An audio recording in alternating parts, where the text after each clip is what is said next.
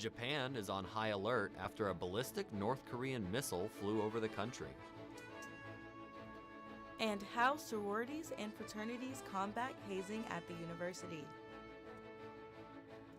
A school in California currently under fire after a prank on the football team went wrong. Broadcasting live from the University of North Texas, this is ntTV News at Noon. Thanks for joining us at ntTV News at Noon. I'm Talea Munson. And I'm Peter Rabel. On Tuesday, a ballistic missile launched by North Korea flew over Japan. This is not the first time, however, that this has happened. The last time North Korea fired a ballistic missile over Japan was in August of 2017. Japanese Prime Minister Fumio Kishida had this to say. North Korea is believed to have launched a ballistic missile. A ballistic missile is believed to have passed over our country and fallen in the Pacific Ocean. Recent repeated ballistic missile launches are outrageous, and we strongly condemn it. South Korea and the U.S. will conduct precision bombing exercises in response to North Korea's actions. Recovery efforts are ongoing in Florida as residents and authorities begin to assess damages. So far, over 164,000 residents have applied for FEMA assistance. From Fort Myers Beach, Ivan Rodriguez has the story. Catastrophic. I just came around, I walked 18 miles to get here. As Floridians begin to fully grasp the devastation left in the wake of Hurricane Ian, stories of heroism are emerging. We look at 4 feet of water, and I've been swimming forever. Johnny Lauder waded through nearly half a mile of flooded streets to rescue his mother as the waters started rising inside her home. I just wanted to get there. I knew time was of the essence. Only a few more miles to go. Pushing her wheelchair through the water to get her to dry land. She's warm, she's safe. That's all that matters. Federal, state, and local agencies, along with volunteers, are on the ground working to meet immediate needs and to start rebuilding. We're going to do what we have to do to try to put things back together. Some island communities remain cut off from the mainland. Now more than 130 Florida Department of Transportation trucks are working on a temporary bridge to reconnect Pine Island. This is not necessarily going to be a bridge you want to go 45 miles an hour over maybe, but at least you have connectivity to the mainland. We will keep you updated as authorities continue to get a clear picture of the ongoing recovery process. The time to switch out your closet for cooler weather clothing is quickly approaching. I know, I got a head start on that on the 1st of this month. Our weatherman Nick Ogele can offer us an expectation of the current weather conditions. Nick? Don't be too hasty there with the switching of the clothes, Peter. It's still plenty warm outside. We're looking at a cool 78 degrees outside. Plenty warm, but not too hot. But those UV rays are out. Although it might not feel hot, it is still, the sun does still produce those damaging rays of sunshine that can harm your skin. So in that case, still be harmful, aware of that, of course. Now let's look at tonight. It's gonna be a little more chilly out there. 65 degrees is what we're looking at, but the humidity is going to be out there. Frizzy hair and just muggy, sticky weather it's gonna be a little bit tonight. So look out for those temperatures to drop down to the low of 54 today, but it's gonna be around 65. Now tomorrow is gonna be 88 degrees. Quite sunny. It's gonna feel like 90 though, because that humidity is still gonna be out there around 60 to 50 range, 58 to 60 range in humidity. So look out for that. You know, Peter, I wouldn't switch out to the flannel just yet. Just keep the short sleeves shorts on. It's still good for that. Back to you at the desk. Tonight begins the holiest day of the year in Judaism. Known as the Day of Atonement, Yom Kippur begins at sundown this evening. The day is honored as a time to confess and be forgiven for any sins over the past year in Jewish tradition. Jews observing Yom Kippur fast, repent, and worship for almost a full day. Yom Kippur services are held all through the day and end at the end of sundown on Wednesday.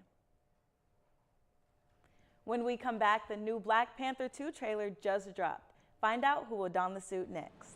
And our ntTV reporter, Sydney Deshawn, reveals how sororities and fraternities handle hazing. Stay tuned. dangerous game with the flu. Going in uneducated, you run the But risk I of started on symptoms something like else. cough, Sorority. migraine, Fraternity, sorority. and fatigue. Don't be like this guy. Combat the flu with cough drops, ibuprofen, and a good night's sleep. Be smart, don't catch the flu.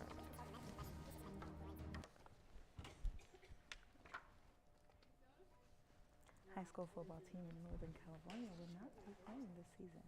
Several athletes on the team All right, guys, we're only doing one commercial. a slave auction for their fellow teammates. CNN's Stephanie Ellen. Where do we even get Stephanie Ellen has the story. Students involved have been suspended for violating an athlete code. You can find free COVID testing sites at the University Union, room 381 on weekdays, 8 a.m. to 7 p.m., and on weekends, 1 p.m. to 7 p.m., and at Chestnut Hall, room 120 from 8:30 a.m. to 4 p.m. You have to show the QR code given to you when you arrive for an appointment. Tests take no longer than 10 minutes to complete. Results will be sent through text or email within the next 48 hours. I got a negative COVID test. Me too. Oh my god, let's go to the party. Yes. Let's go.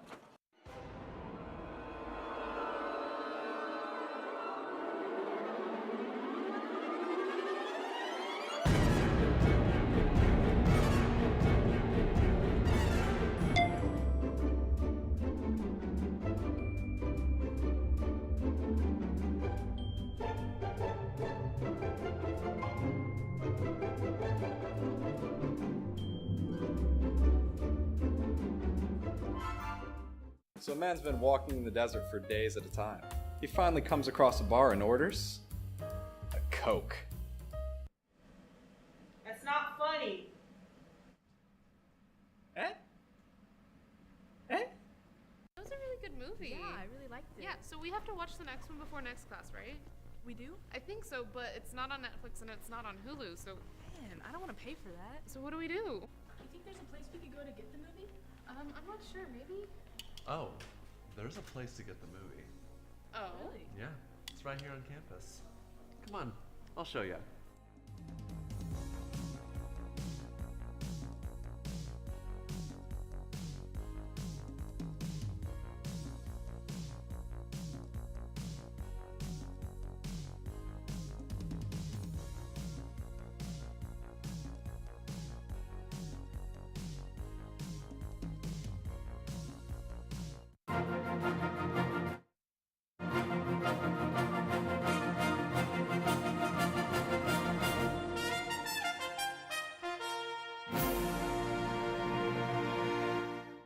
And thank you for joining us on ntTV News at Noon. A high school football team in Northern California will not be playing this season. Several athletes on the team were suspended for simulating a slave auction for their fellow teammates. CNN's Stephanie Ellen has the story. We are in 2022, about to go to 2023, and this is still happening? Frustration and shock in a Northern California community after video showing members of the River Valley High School varsity football team taking part in a disturbing prank where they appeared to stage a slave auction of 3 of their black teammates. School officials in the Yuba City Unified School District obtained the video, described as a, quote, slave sale, last week and barred the students involved from competing. CNN has not seen the video, but CNN affiliate KCRA says it shows about a dozen students pointing and yelling dollar amounts at the black students standing in their underwear up against a wall. The rest of the varsity football season will be forfeited since the team doesn't have enough players to continue. They need counseling or something, whatever we can help them with, but this should not happen. Reenacting a slave sale as a prank tells us that we have a great deal of work to do with our students so they can distinguish between intent and impact. School District Superintendent Doreen Osumi said in a statement, adding, "They may have thought this skit was funny, but it is not. It is unacceptable and requires us to look honestly and deeply at issues of systemic racism." Whoever made the video, I feel like they should, even if they're football players, I don't care, you either have to get kicked off the game or, you know, don't even play for the rest of the season because that's messed up. The students involved had been suspended for violating an athlete code of conduct that they all signed at the beginning of the year. The football team has forfeited the season since there are now not enough players left to compete. Liz Cheney spoke at Syracuse University about courage in the defense of democracy. She recounted the January 6th Capitol riots and explained how she has received backlash within her own party for speaking out about the events of that day. On the night of January 6th, as I walked into Statuary Hall, Cheney was removed from her own party for not backing former President Donald Trump in the aftermath of the riots. Since then, she has lost the primaries in her re-election bid for Senator of Wyoming. Sororities and fraternities often come under fire when it comes to issues with hazing.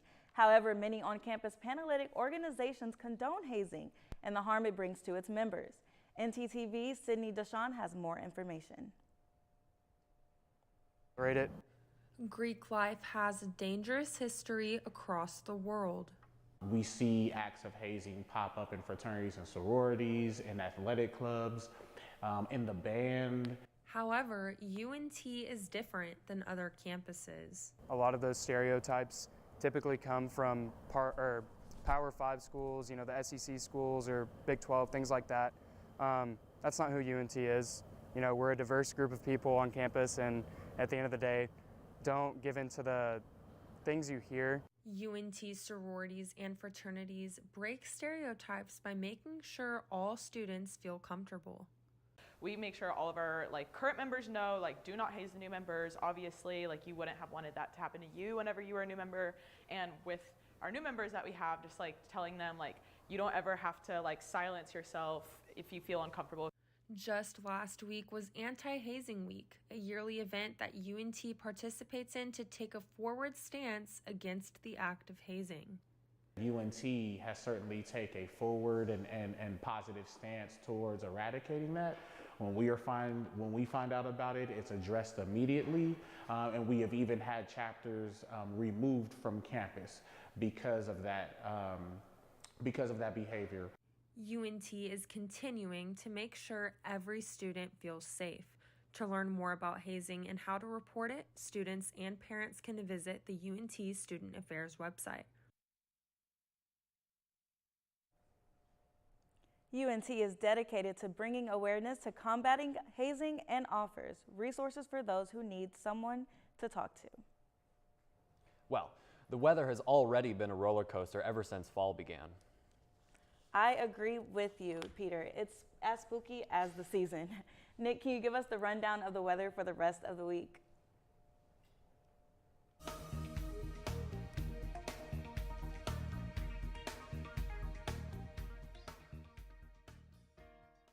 I can give you more than just a rundown, Talia. Peter was right. This is the roller coaster ride that we ride on in Texas.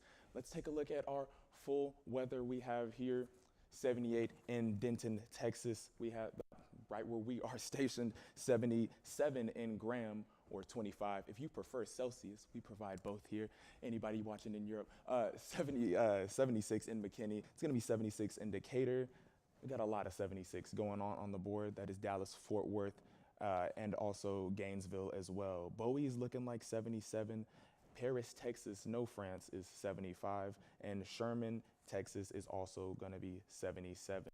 Taking a quick look at our current conditions across the region, we have Abilene looking at 76 as well. 76 party we have. 78 in Denton, 70 in Amarillo. If you really want cooler temperatures, I suggest taking a trip to El Paso where it is 69 degrees out there. 77 in Austin and 75 in OKC. In Shreveport, also 73 if you are out there in Louisiana. Looking at our 7-day forecast here, we have, it's gonna be 88 on supposed to be Wednesday actually. It's gonna be 88 then with a low of 54, no rain throughout the week. So don't even bother with that, put the rain jackets down. Friday we're looking at, or Thursday, excuse me, we're looking at 90 and with a low of 59. Friday it's gonna be 86 with a low of 60. Sunday, it's gonna be partly cloudy on that Friday. Saturday, it's going to be gonna cool down for us with a high of 80 and a low of 56. On Sunday, 83. Monday looking at 85, and lastly Tuesday looking at 84. So if you're looking for rain, don't look here, look away. Look to next week at least, where we have a low chance. Other than that, thank you for joining me. Back to you at the desk. Thanks, Nick. Disney and Marvel have released a new teaser for the upcoming Black Panther sequel, Wakanda Forever. Rick Damagello from CNN has your sneak peek. Show them who we are. Disney and Marvel Studios are showing MCU fans even more of Black Panther Wakanda Forever. The movie's second trailer doesn't specifically reveal who is now wearing the suit and carrying the mantle of Black Panther. The superpowered sequel arrives in movie theaters November 11th. Tickets for Black Panther 2 Wakanda Forever are on sale now. And the fun continues as pets are literally being blessed in a church. And for all you taco fans out there, today is National Taco Day. Our live reporter Brianna Moore will have more for us after the break.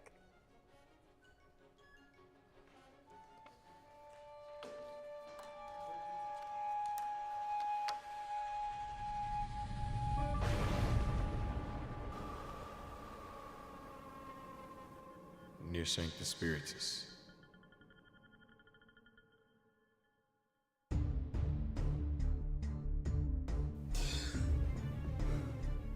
I've got a good feeling about this one. Hey, Maddie, miss me? Wait, Bud? What was that all about? An old friend. An old friend? Good to see you, brother. What the hell are you doing? That's your lucky day.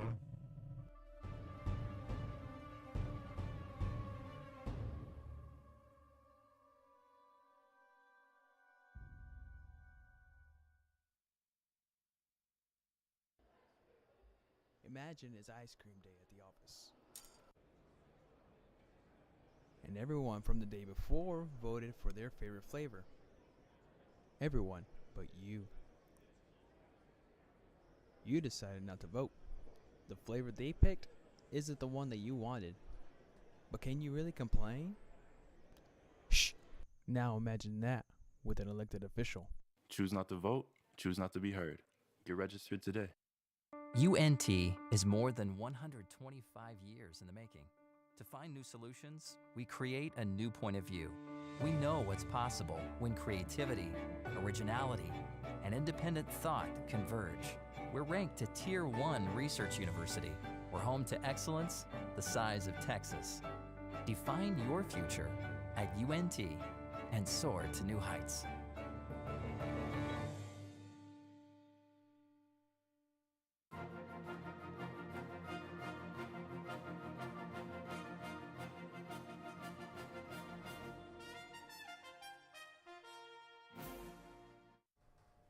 Welcome back to ntTV News at Noon. You know, Talia, I'm honestly getting kind of hungry right now. And you know what sounds really good?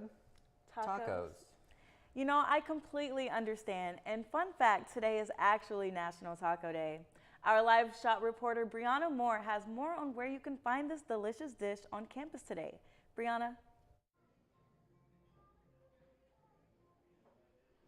Thanks, guys. Well, happy National Taco Day, everyone. Whether you like a good hard or soft shell, there are plenty of options for you on today. Many restaurants are offering customers many free incentives, and restaurants such as Chewy's are taking things up a little bit by offering customers free food if you dress up like you guessed it, a taco. There are many options and many things going on today that you do not want to miss. National Taco Day started roughly around 2009, and while no one has taken credit for the national holiday, we can certainly thank them. Well, guys, I'm getting a little hungry, so I'm going to go grab a taco or two, or maybe even three. So I'm going to hand it back to you guys at the desk.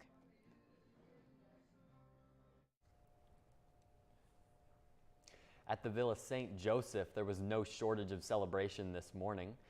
October 4th marks the feast, the first day of St. Francis of Assisi, the patron saint of animals. It's an opportunity for pet owners to bring the furry friends to a mass to receive a blessing from the priest. The blessing of the pets is a tradition that dates back to the 13th century. The church was a full ride of pets, from dogs and cats to turtles and ponies, each one receiving a blessing. I am sure those pets are not the only ones feeling blessed, as basketball fans are pumped up for the NBA season starting back up. Oh, I know. Sports anchor Omar is definitely eager to share the news. Omar? It's the best time of year as baseball, football, basketball, and hockey are all in full swing, so stay tuned as we reflect on the 2022 MLB season and break down some of the highlights of the NBA preseason.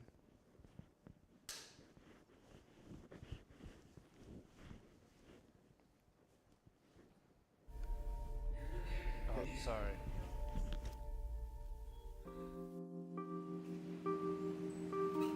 Oh, sorry, man. Oh, sorry.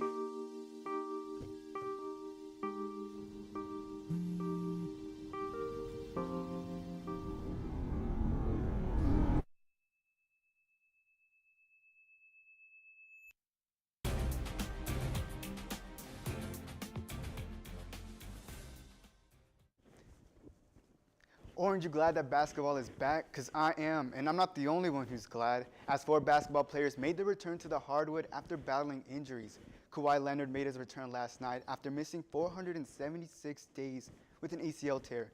Jamal Murray, who also suffered an ACL tear back in April of 2021, got his first game action as well. Other notable players include Damian Lillard returning after 276 days and Ben Simmons returning after 470 days. As for the Mavericks, it's only been 131 days since we last saw them play, but they kick off the preseason tomorrow against the Oklahoma City Thunder. America's favorite pastime is about to be in the past, as today marks the last day of Major League Baseball regular season. We witnessed a lot of history this season as we saw Miguel Cabrera's 3,000th hit, Albert Pujols slam his 700th career homer, and Aaron Judge tie the Yankees' home run record at 61 home runs. We also saw 2 teams break some pretty lengthy postseason droughts, as the Phillies are back in the playoffs for the first time since 2011, and the Seattle Mariners, who had the longest active playoff drought in all of 4 major sports at 21 years, will finally play in October. Duncanville native and basketball coach Tiffany Jackson passed away last night after a tough battle with breast cancer. Jackson was a 3-time All-American for Texas women's basketball and was the 5th pick in the 2007 draft. Jackson had a remarkable 10-year career in the WNBA, and in 2018 was hired as the assistant coach for the Texas Longhorns. October is Breast Cancer Awareness Month, and I encourage all of our viewers to support the work of breast cancer advocacy organizations. Thank you, Omar. Yesterday, an Oklahoma boy was celebrated for saving the life of his classmate. Garrett Brown, only 8 years old, saw a classmate choking and went into action, performing the Heimlich maneuver, saving the boy. Mecca Rain CNN has the story. Are you ready to hear who our real-life hero is? When I say his name, I want you to clap louder than you've ever clapped before. Come on up, Mr. Garrett Brown!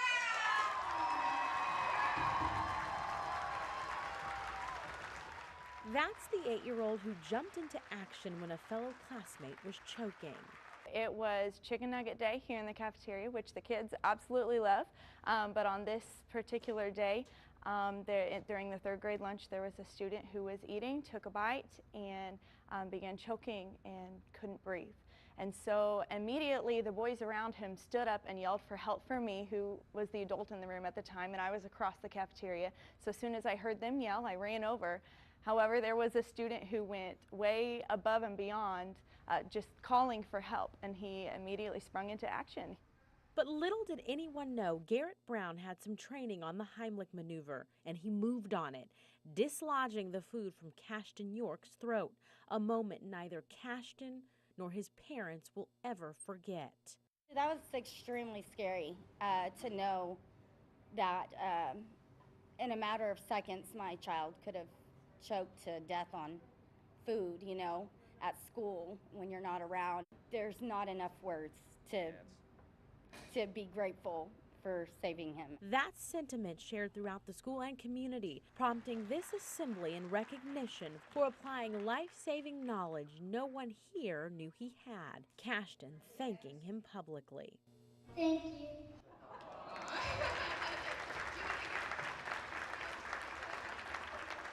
And in case you're wondering how he knew what to do, his dad, his own hero who saved him, also taught him. My dad, he taught me whenever I was choking, and so he taught me how to do it in case anybody else is doing it. You're the best friend in the whole world I ever had.